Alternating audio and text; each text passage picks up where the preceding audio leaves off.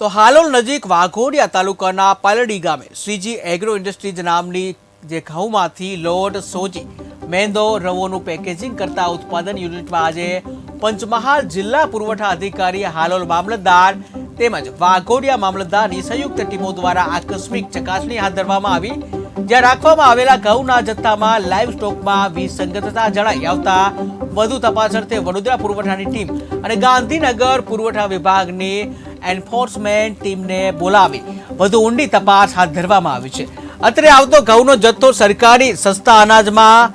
આવતા ઘઉંનો જ છે કે કેમ તે અંગે પણ ચકાસણી કરવામાં આવી હોવાનું જાણવા મળ્યું છે.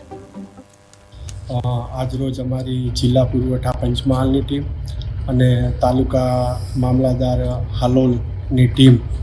શ્રીજી એગ્રો ઇન્ડસ્ટ્રીઝ વાઘોડિયા તાલુકામાં પાલડી ગામે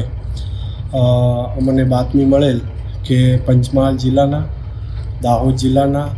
છોટાઉદેપુર જિલ્લાના જેવા વિવિધ જે સરકારી અનાજનો જથ્થો છે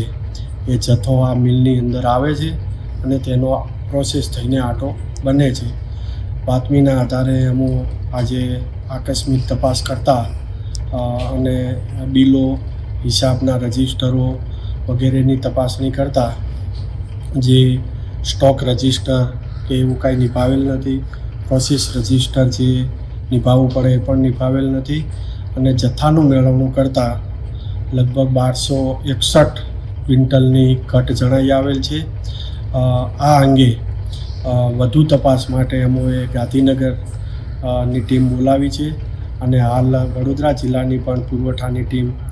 સ્થળ ઉપર આવી ગયેલી છે અને વધુ તપાસ